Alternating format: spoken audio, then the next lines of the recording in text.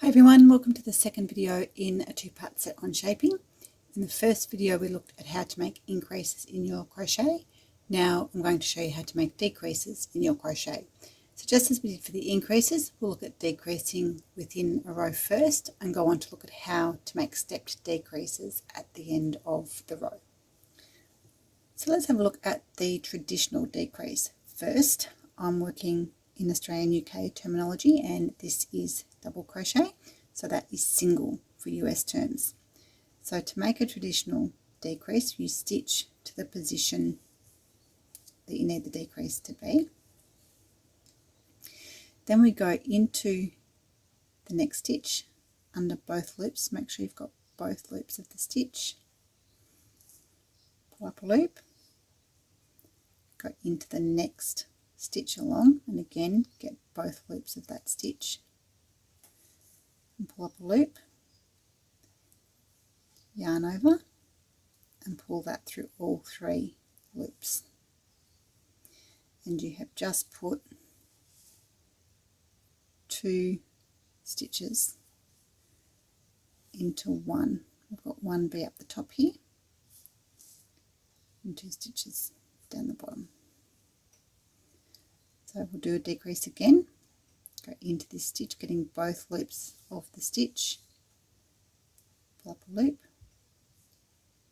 come into the next stitch along, again getting both loops of the stitch, pull up a loop, yarn over and pull through all 3.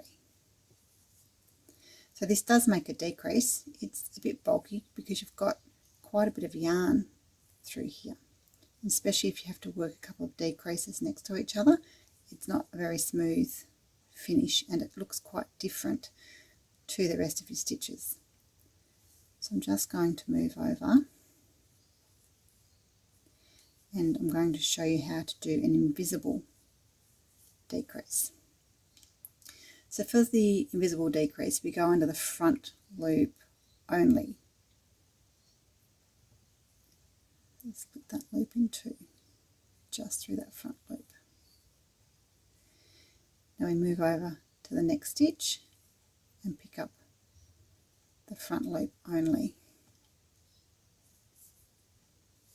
Yarn over, pull through the first 2 loops, yarn over and pull through 2 loops.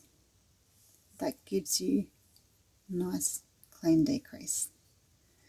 So we'll do another one next to it. Go into the front loop only, go over to the next stitch and pick up that front loop as well,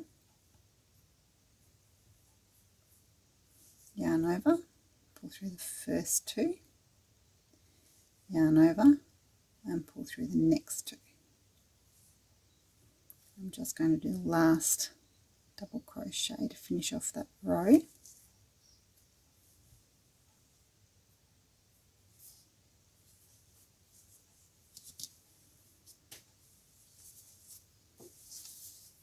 So I've got our traditional decrease here and the invisible decrease. It's much smoother, it sits a lot nicer. A traditional decrease for our half treble. Again, work to the position that you need the decrease.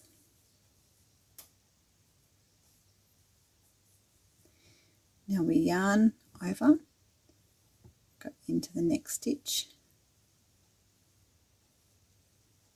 pull up a loop, yarn over and go into the next stitch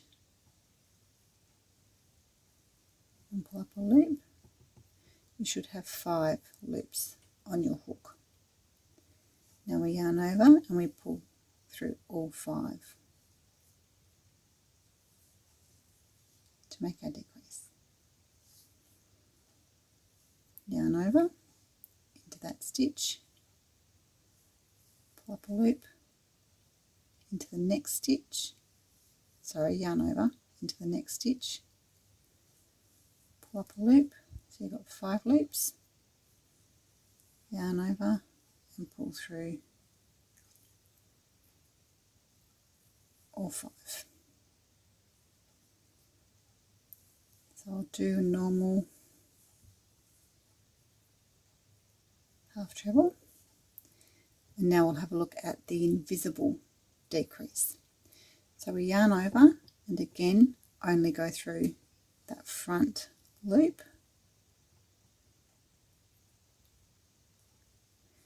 move over to the next stitch through that front loop only, yarn over, pull through the first 2 loops, yarn over and pull through all 3. Once more, yarn over and through the front loop, move over to your next stitch, front loop only, yarn over and pull through the first 2 loops, yarn over and pull through 3. And again I'll finish the row. Here's our traditional decrease and our invisible decrease.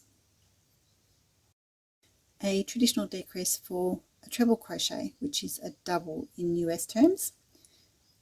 Again, stitch to where you need your decrease to be, yarn over, go into the next stitch and pull up a loop, yarn over and pull through 2,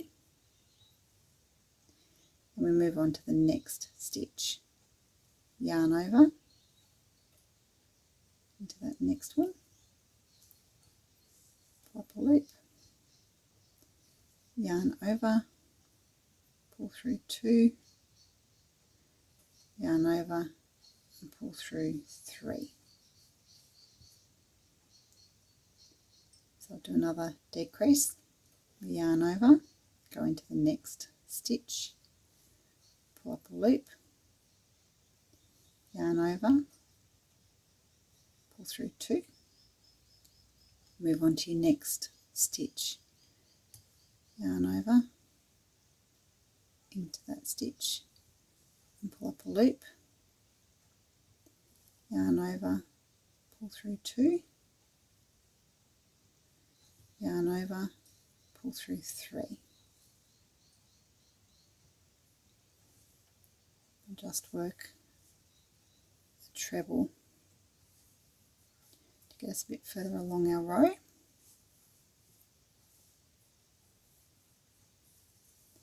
And now we'll do an invisible decrease. So we yarn over, we're going through the front loop only,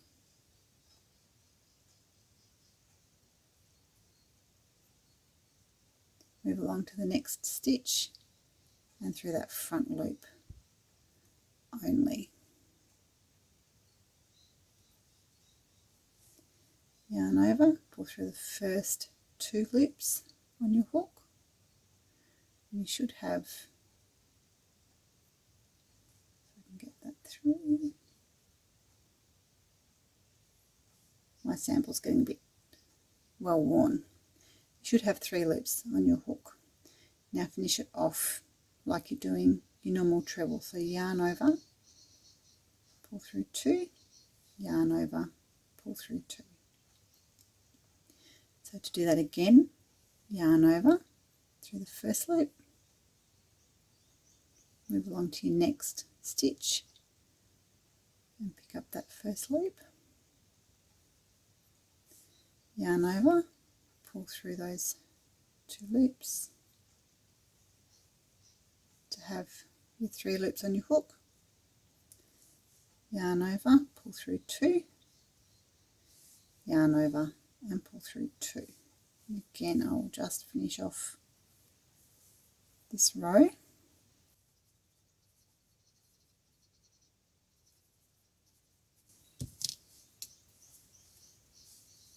We have our traditional decrease and our invisible decrease. The last one we're going to look at today is decreasing at the end of a row. To make a step decrease, we use slip stitches. So at this end, we're going to count in the amount of stitches that your pattern tells you to decrease and put a stitch marker in to mark our spot. At the other end, again, I'm using a different colour just to show you what's happening. So you've worked your row and we've turned our work, ready to head back the other way. Don't work a turning chain, just come straight into that first stitch, pull up a loop, but wrap your hook from back to front. Pull that loop through the stitch and through the loop that was on your hook. Move along to the next stitch,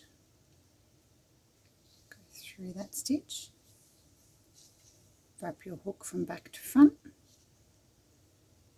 pull up a loop and pull it through the loop that's on your hook.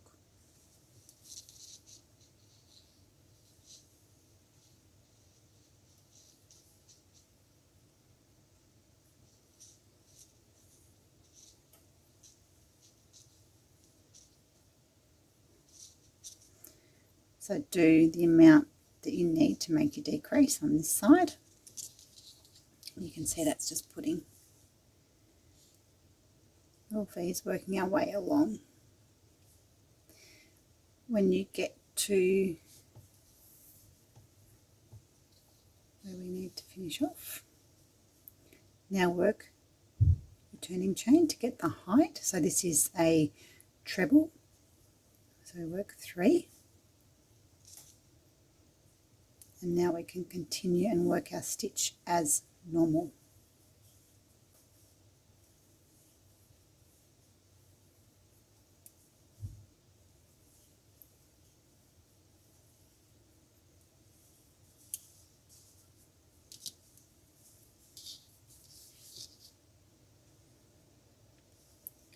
As we come up to the other end,